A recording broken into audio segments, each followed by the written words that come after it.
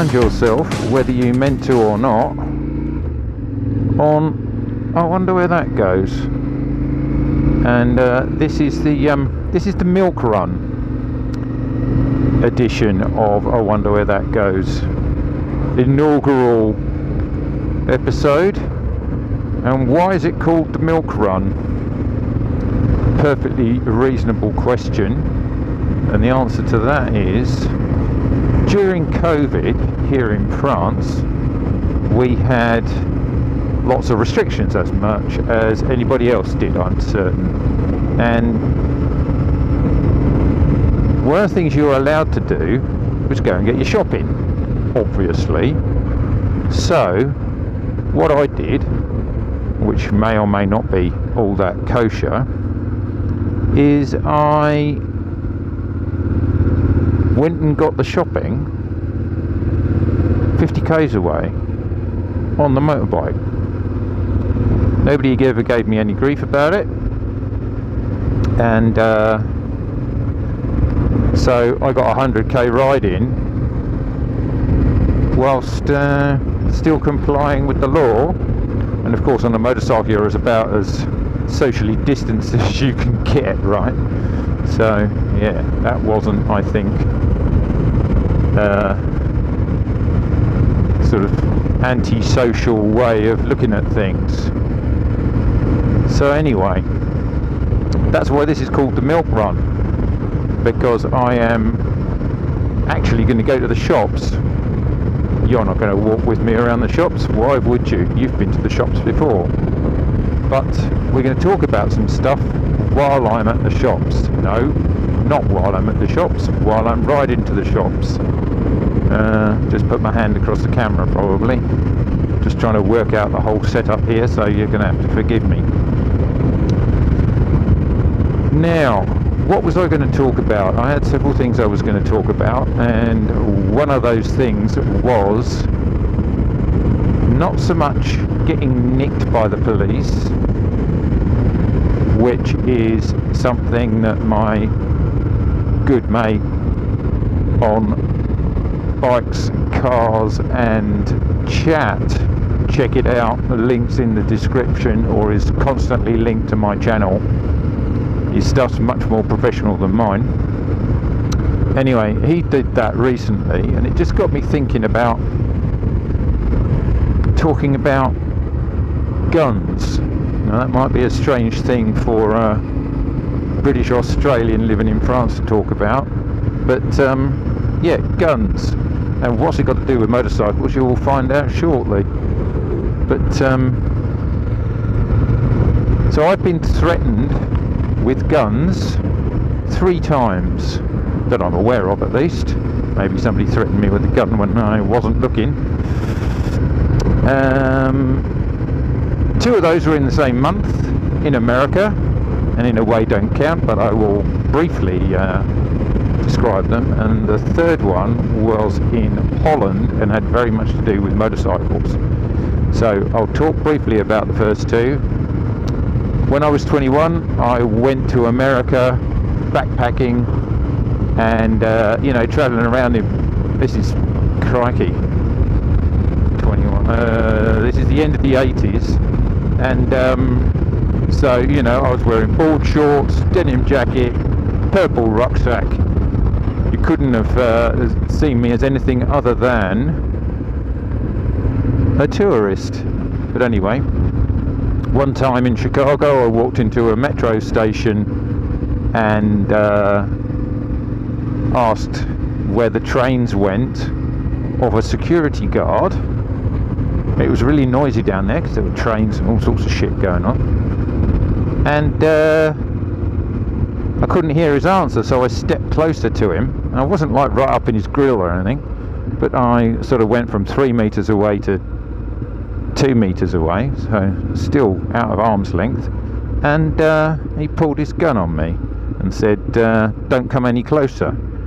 So that was a bit leery, so I just backed the truck up and fucked off, and found out another way how to get whatever train it was I was looking for. Anyway, there we go, first wavy wave. That looks like a phaser, lovely Yamaha. Yeah, so that was number one.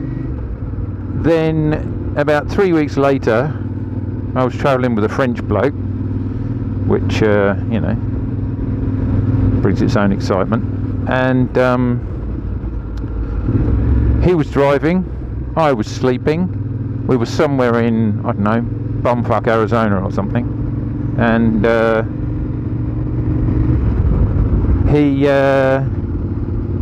he was doing the typical French thing. It's desert road, middle of nowhere, connecting nowhere with nowhere, and he was doing about 85 mile an hour, 130 kilometers an hour, dead straight road, middle of nowhere. Anyway, I was sleeping because we were doing a lot of driving, and in the passenger seat, obviously, and I woke up to woo woo or whack whack whack or whatever the Arizonan police sirens were back then. And yeah, in the UK, which had been my only experience to date, to that date, so I was only 21,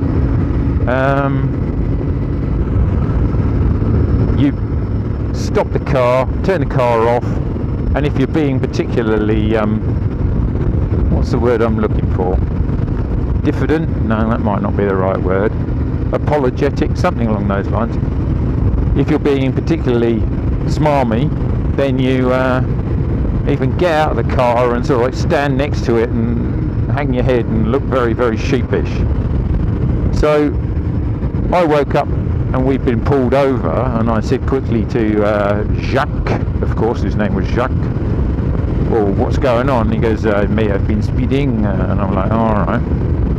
So anyway, I started to get out of the car as this sheriff or something was walking back, and that's not the done thing in the US of A, and he pulled out a fucking great gun, like he was Clint Eastwood in a spaghetti western, you know, pulled the gun out, bang, like that, and said, "Get back in the car, son." So I got the fuck back in the car. Yeah, after looking down this hand cannon from a distance, I have to say. But anyway, that was number two. Sort of cured me of interacting with the coppers or security forces, or yeah, security forces probably not correct when you're talking about a rent-a-cop, but anyway. And that was in America, and that was about, I'm gonna say, 7 years before the example that I'm going to talk about in detail, which took place in Holland. Actually, it's not called Holland, it's called the Netherlands. Holland is just two provinces in the Netherlands, North Holland and South Holland, where Amsterdam and Rotterdam are. Everybody calls it Holland, but that's like calling the UK Kent. Anyway, moving on.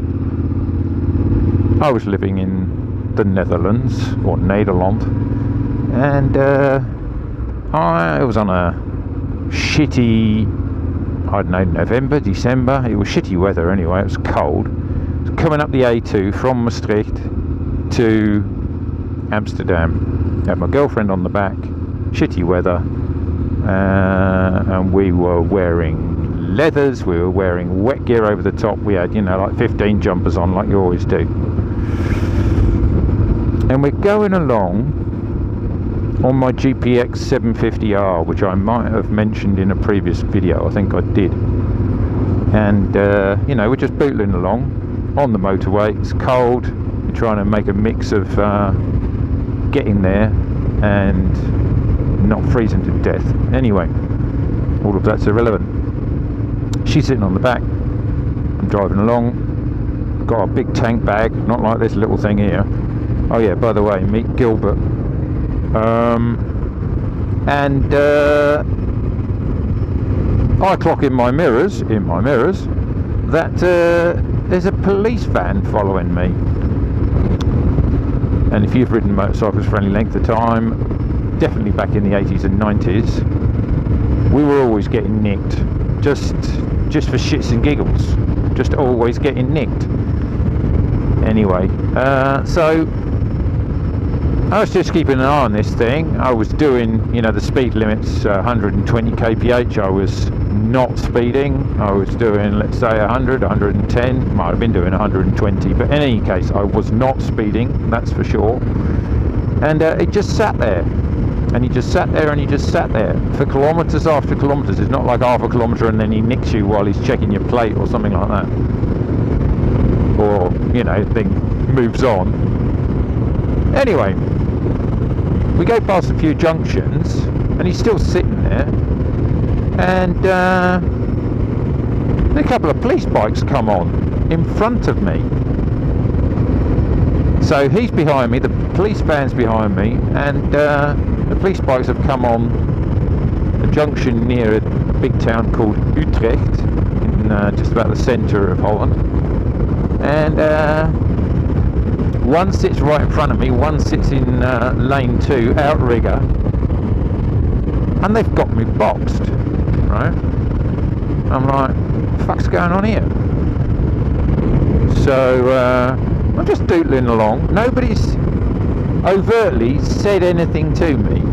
There are no flashing lights, there's nothing, you know, it's just all of a sudden I'm in a police box.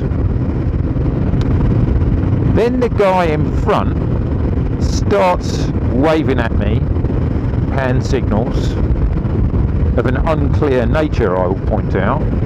But basically it was like, pull over to the side of the road, pull over to the hard shoulder and stop. So we do that. He's in front of me and his mate, I forget who was doing it, whether it was the outrigger or the guy in front. I think the outrigger. So pull over, pull over, pull over. So, you know, I mirror signal indicate, oh no, that's not right. Mirror signal maneuver. That's it, sounds right. Pull over onto the hard shoulder, we come to an almost stop, and then they're frantically going, come on, move on, move on, move on, move on, back onto the motorway. You know, and I'm thinking, fuck's sake, what is going on here? So, by this time, obviously, my girlfriend has twigged that something's going on. And they do that a couple of times, pull us over the side of the road, then frantically indicate that we need to move on again. We finally come to an exit of a town north of Utrecht called Maarssen. Maarssen is fairly nondescript. I don't mean any disrespect to Maarssen. But then they take me off the off-ramp, and it's one of those off-ramps that goes up to the right. I'm using my left hand obviously, but to the right, and then a T-junction you turn right or left over a bridge over the motorway. You get the deal. So I'm concentrating on these coppers and this van behind me because they're getting in real close now. They're sort of, you know, riding in CHIPS California Highway Patrol closeness. And they keep on signaling to me to slow down and then speed up and slow down. And we're going up this ramp. And, you know, this off ramp. And then they're like, stop, stop, stop, stop. So I come to a halt, still watching these coppers, and blam, literally fucking blam, we get jumped by about 5 cops who've been hiding in the bushes, actually I think behind the Armco, to be fair. And smash us to the ground, drag us off of the bikes, both of us. So the bike's just laying on its side going dud, dud, dud, dud, dud. Well, because it was four-cylinder, of course. And people are on top of us, arms behind our backs, and a 9mm police issue pistol jammed right against my visor. I can still see it today, looking, well, what's the distance from a visor? I don't know. Let's call it 5 centimetres. Down the barrel of a 9mm. Shouting at me, screaming at me in Dutch. And back then, I've been living in Holland for about half a year, so my Dutch was not great. And kneeling on top of us, kneeling on top of my girlfriend, you know, really roughing us up. And this is reverse translation because I know what they were saying now. They were going, where are the guns, where is the money? Well, I didn't even understand what they were saying then. But anyway, my girlfriend did because she's Dutch. I didn't know what the fuck was going on. And I'm struggling a little bit, as you might imagine, and shouting. And they smashed my helmet on the ground, and you know, all sorts of things. Anyway, they drag us up. I got one of those, you know, those handcuffs, those solid handcuffs, not with the old-fashioned Wild West chain in between them, but with solid handcuffs. Basically, just a bar with two cuffs on the end. Got those on behind me. Frog march with people holding guns to my neck, sort of thing, to another police van, and the same thing was happening to my girlfriend. And we were taken to Maarssen police station in separate vans. It's another Dutch car, just the Dutch everywhere. Individually, in individual vans, we were taken to Maastricht police station.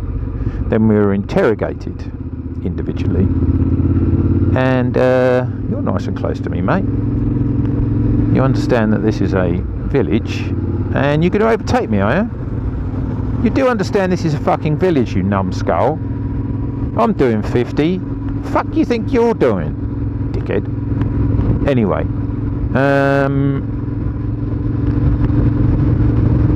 interrogated by Dutch cops. Now, obviously, or Dutch detectives or something. Now, they had to speak to me in English. I refused to use any of my Dutch to give them any sort of advantage that I would say something stupid. But what it came down to was apparently there had been a rather nasty bank robbery. I think it might have been a post office, I can't remember now. And that had happened at a place called Gorinchem. And Gorinchem is sort of over towards Gouda. You've heard of Gouda cheese. Towards Rotterdam, that sort of thing. We were on the A2 going up, sort of between Den Bosch and Utrecht. That's where we were. Anyway, so they had attacked us based on a partial number plate, a black motorcycle, and 2 people. Now, what you might not be aware of, that in Holland, all motorcycles start with M for moto, or motor, actually. Sorry, motor would be French, for motor. So, there are only 6 numbers back in the day. So the first one is M. The second one is not exactly related to a year, but is sequential. So if you've bought yours at a certain time, if you see what I mean, then all the motorcycles sold, let's say between, I don't know, 1990 and 1991 will have the letter R. So MR is not really an identifier, if you see what I'm trying to say. It's there'll be lots of motorbikes with that, and then you've only got to be unlucky with one other number, and that's 3 out of 6. Well, that's the number or letter. Anyway, so the partial plate business was a bit of bollocks. Black motorcycle, can't argue with that. Oh yeah, and it was a Kawasaki. Now there was no way, unless you are somebody like me, a nerd, you would have identified that as a Kawasaki. You know, you've got to be a biker to have identified it as a Kawasaki, because the only place where it said Kawasaki on it was underneath the big tank bag. So that kind of negates that one. It was a black and white bike that they were looking for. 2 guys they were looking for, whereas we were most definitely a guy and a girl. My bike was black and red, didn't have any white on it. The bike that these people escaped on had a kickstart, so I'm thinking it was a KLR 650 or KLR 600, something like that, although I think KLR's had... Anyway, it was a dirt bike because it had a kickstart and it was high up, they said. All these things. So it was obviously not us.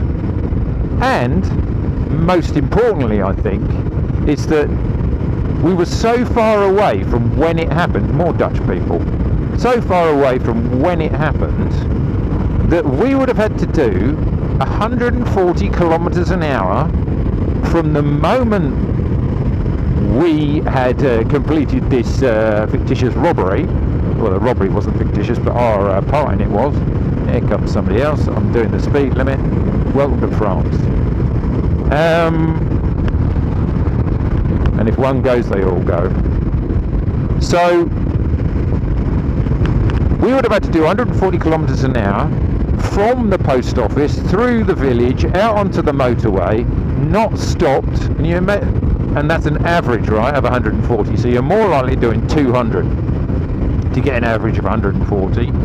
Not trying to suggest the GPX can't go 200 kilometers an hour, it can, but it's just basically it's a physical impossibility on a public road to be able to have done that. There were a bunch of other things,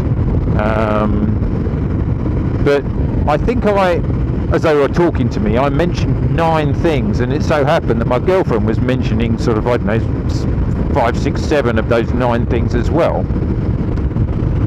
Oh yeah, we were supposed to have a whole bag of money with us, we were supposed to have guns with us, none of which we had, obviously, and if we had stopped to get rid of them, then that means our average just goes up and up and up. We'd have had to, a little foaler, not foaler, that's Dutch, foal. So anyway, it was just obviously not us.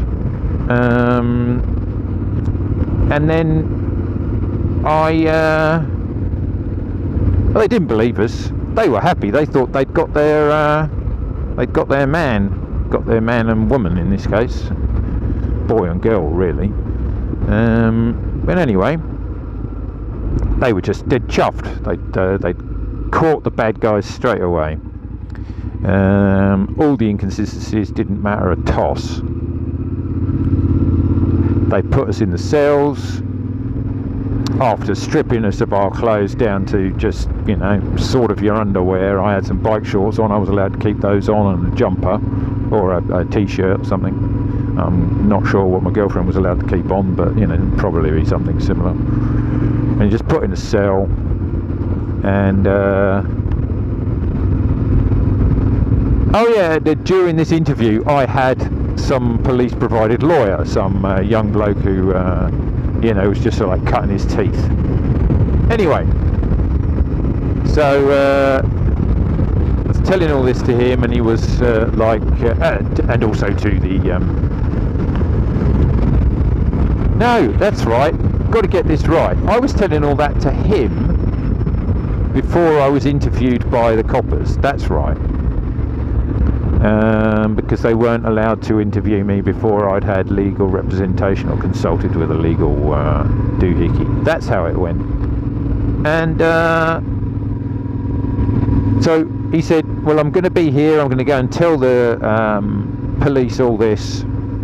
Sounds good, sounds good. Anyway, literally I was back in my cell 2 minutes, and I thought, hang on a minute, I went to Germany, because if you know geography of Holland. I nearly said Holland. The Netherlands. It's a very thin bit where down by Maastricht, which means that Germany is just there and Belgium is just there.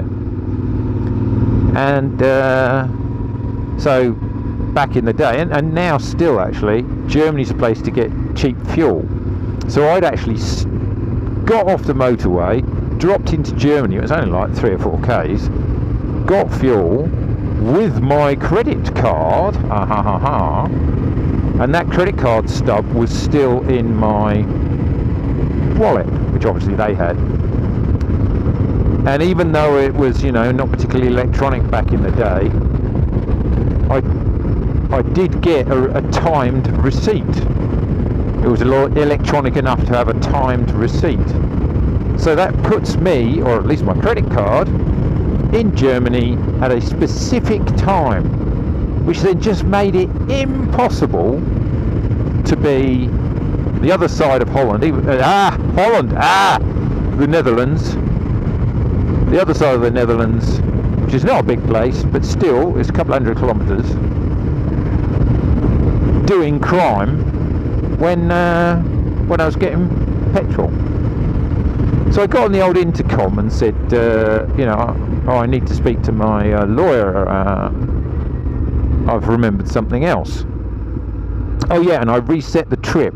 I always reset the trip on my bikes when I get fuel. And so that trip reading would have been exactly the kilometres from the petrol station in Germany to the Maarssen police station, because somebody brought my motorcycle there.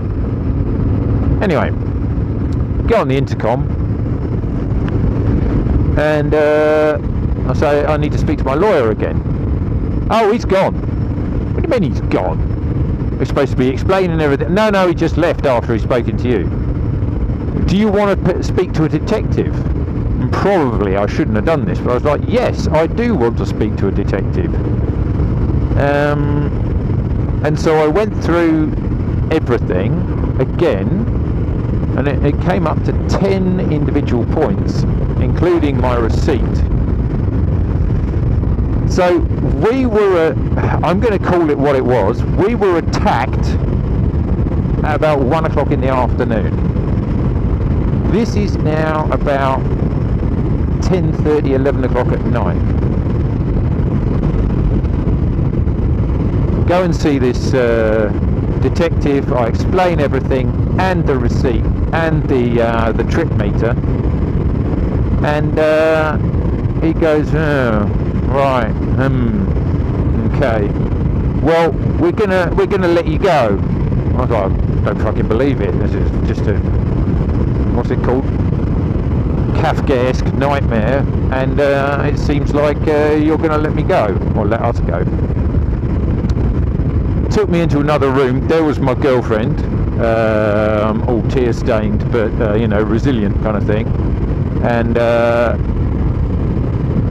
she explained to me, because of course a lot of it had been in Dutch, even though I told them, you know, I will only be speaking to you in English, and they did only speak to me in English, to be fair, but all the ancillary shit was in Dutch. And she explained that she'd also been told that they were being let go. And so, long story short, they brought us down to the garage after giving us all our stuff back. And I said, I need you to document all the damage of our gear and the motorcycle. So I had the presence of mind to require me to do that at least. And so the two detectives, the one that had been talking to my girlfriend, the one that had been talking to me, were there. They were obviously, you know, Starsky and Hutch. And they weren't apologising, but they were sort of trying to indicate that they didn't think that we were it. Anyway,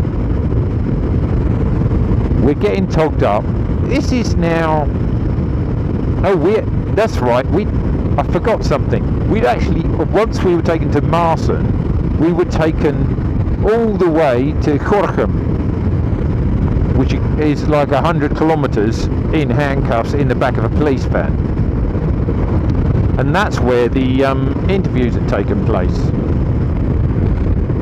And so they then brought us down and they put us back in the van, still handcuffed, I'll have you know, and brought us all the way back to Maarssen, where the motorcycle was. Maarssen. And our gear and all that business. So we got all our gear on. And so by now, as I say, it's midnight, up past 12, something like that. And Luxieux-les-Bains, that's where I'm going.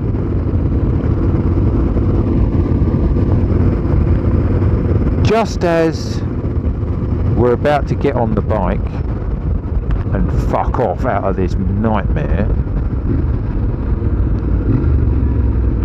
one of the coppers, I can't remember if it was my one or her one, sort of said, oh, can I have a sit on your bike?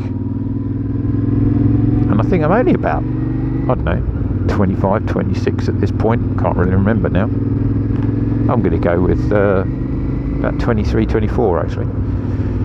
So I'm just happy that it looks like they're going to let us go, even though I was prepared for a bait and switch. And he goes, can I have a sit on your bike? And he gets on and he sort of, you know, sits on it and kind of, like most people who don't ride motorcycles, kind of pretend to rev it sort of thing. It wasn't on. And then just apropos nothing whatsoever, he goes, so where's the kickstart? How do I kickstart it? And I said, it doesn't have a kickstart. They were still trying to fucking catch us out. Yeah. We then rode back to Amsterdam, which was then about another 30-40 k's. Got to her place and collapsed into bed in some sort of weird daze. Had mad nightmares. And the corollary of this, if I'm using that word correctly, is that I tried to sue the police for a wrongful arrest with unnecessary violence based on no fucking... Oh, that doesn't look very good. Based on no evidence whatsoever for the amount of aggression they showed us. But the Dutch police had, and this is what I was told, this might be bollocks, but this is what I was told, the Dutch police has never been, until that point, had never been taken to court and people have got damages. You know, the fact that my motorcycle was going to be fixed, that was not in question. But I was actually trying to have them done because they had, they just shit the bed really with their approach. So I did take him to court. I had sent in the dog's lawyer's rider on my bike insurance,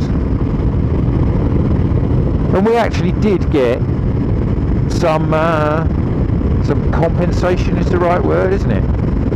Damages, because they told us this has never happened before, and so they were.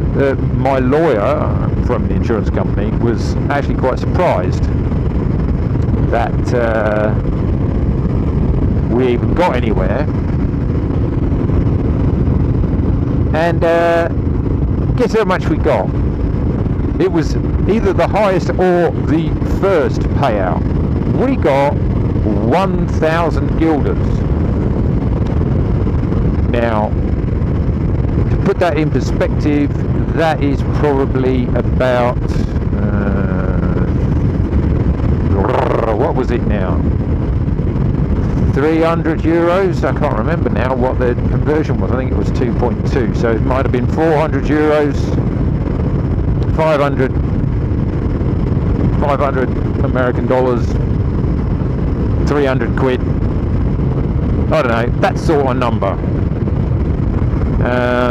On top of the damages to the bike, which I think I had it assessed and you know, that came out all right. But they also offered us psychological counselling because they had agreed that they'd overdone it. And we went once and had a very strong suspicion that they were just actually collecting more information to try and do us retrospectively. And it was a police psychologist, etc., etc. And oh no, this is all confidential, but you know, bollocks.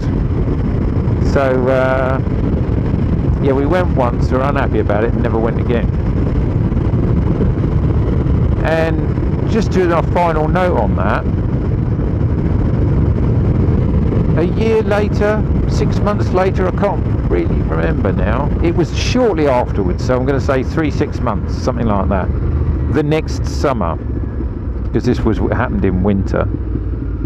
The next summer, we were on the motorcycle, same motorcycle, south of England, which is actually a very nice place to tour around on motorcycles, the south coast, all the way along to Devon and Cornwall and all this business. And we were riding along, and a cop car came up behind us, blues and twos going woo woo woo, and you know, you have to get out of the way. I'm not a nervous person, I just am not. I'm pretty calm, and you know, I could take the lumps life gives me, but I lost it. That cop car coming up behind us, and all he wanted was for us to get out of the way, which obviously I did, but both me and my girlfriend were sort of sat there shaken on the bike, and I had to sit there for a minute or two just to get my shit together, and then we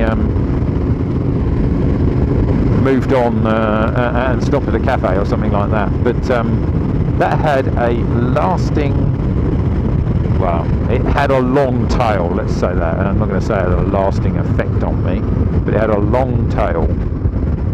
I think I've gone wrong here, let's get back on. And there we go, that's what I'm trying to go for, the Ocean.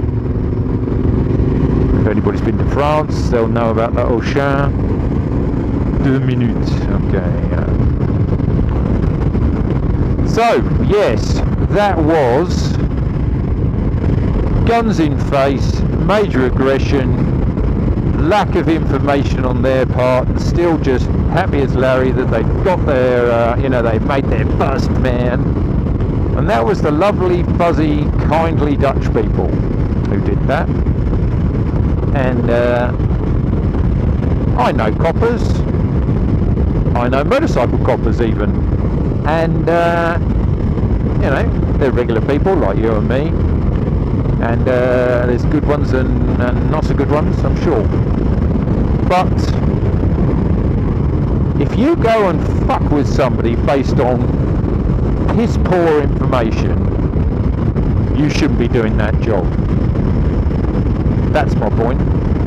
Anyway, I think that's probably enough blatting around. I'm going to get to the shop soon, and you don't need to see what I'm going to buy, because you go to the shops, you know what's going on.